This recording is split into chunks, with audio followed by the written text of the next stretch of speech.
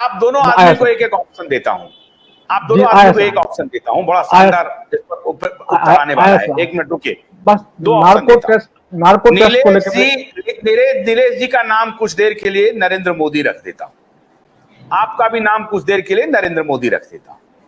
और नीलेश नरेंद्र मोदी जी से मैं ये पूछना चाहता हूं कि क्यों नहीं, मैं देश का एक आम नागरिक हूं, पूछ रहा हूं,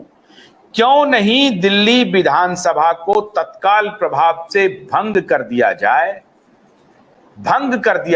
क्योंकि अगर इस मुद्दे पर आम सहमति बनी हुई है कि दिल्ली को अलग स्टेट नहीं बनाया जा सकता, क्योंकि दिल्ली में देश का संसद है,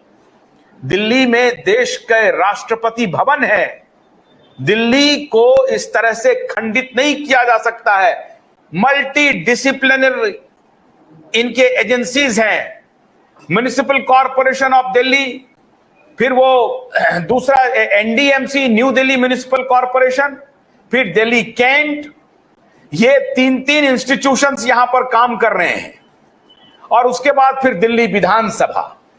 अगर सब लोग इस बात से सहमत हैं कि दिल्ली दूसरे यूनियन टेरिटरी के तरह नहीं है, तो ये जो हमारे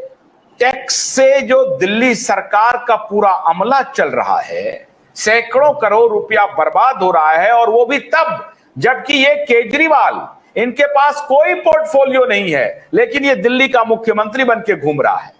ना तो अरविंद केजरीवाल के पास पावर है, ना बिजली, ना एजुकेशन है, ना ट्रांसपोर्ट है, लैंड और लॉ, पुलिस तो इनके पास है ही नहीं, पहले से ही वो लैंड और पुलिस तो केंद्र सरकार के पास है। तो दिल्ली विधानसभा की जरूरत क्या है साहब?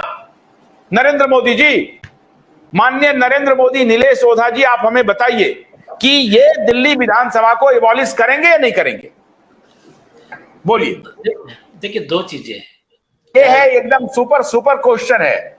हाँ, सुपर फायर राउंड में बोलिए आप। सुनिए, देखिए, देश हित में ना, मैं पहले से कह रहा हूं, रॉ हो, आर्मी के कई जो मतलब जो भी हमारे देश के सारे हेडक्वार्टर्स होंगे, सारे हेडक्वार्टर्स दिल्ली में, देश की राजधानी है। तो इस ऐसे कंडीशन में चाहे वहां पर आप एक म्युनिसिपल कॉर्पोरेशन बना के मेयर को एक स्पेशल अधिकार दे दीजिए, या तो सीएम हो तो सीएम के उसके जो लिमिटेड अधिकार है उतने ही रखिए, ये खर्च हो सकता है। लेकिन अगर ये उठाकर ये बार बार इशू बनाकर ये देश, और खास करके जब इन लोगों को फंड अगर ऐसे लोगों से आता है जिनकी देशभक्ति डाउटफुल है, या फिर जो लोग Bill and Melinda Gates Foundation हो, सोरोस हो, ऐसे देशद्रोही मानवता के विरोधी लोगों से फंड लेते होंगे, ऐसे लोगों के हाथ में अगर पावर थी तो ऐसे को तो भंग कर देना चाहिए टिल फर्दर ऑर्डर्स। ये मेरा पर्सनल ओपिनियन है। देश के हित में ऐसे विधानसभा को भंग कर देना चाहिए। मिलिंडा गेट्स और बाकी फाउंडेशन से जो आपका रिश्ता है, इस पर मैं कल बात करूंगा क्योंकि अभी आप नरेंद्र मोदी हैं, इस पर मैं आपको छोड़ने वाला नहीं, उस पर मैं बाद में बात करूंगा। लेकिन अभी आपने कह दिया कि ये जिनकी देशभक्ति संदेह के घेरे में है, उनके विधानसभा को अविलंब खत्म कर देना चाहिए। जल्दी से बोलिए डॉक्टर तरुण कोठारी, क्योंकि वक्त कम है। आप डॉक्टर तरुण कोठारी बोलिए कि दिल्ली विधानसभा को भंग कर देना चाहिए। अभी ये सारा मामला कॉन्स्टिट्यूशनल बेंच में आया और कॉन्स्टिट्यूशनल बेंच ने अपना एक फैसला दिया, तो मुझे लगता है कि उसके बाद अलग से ऑर्डिनेंस पास करना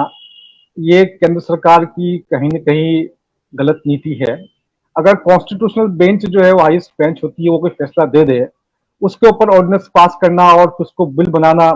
इसका मतलब ये है कि जो मोदी साहब के मन में जो खीज होती है ना, जो हार जो बार बार हुई है, दिल्ली में बार बार हारी है बीजेपी, एमसीडी चुनाव हारी है, प्रधानमंत्री जी लग गए, गृह मंत्री जी घर घर जाकर प्रचार कर रहे हैं, इतना करने के बावजूद ये दिल्ली में जिस व्यक्ति को नहीं हरा पाए, हालांकि मैं उस व्यक्ति का समर्थक नहीं हूं,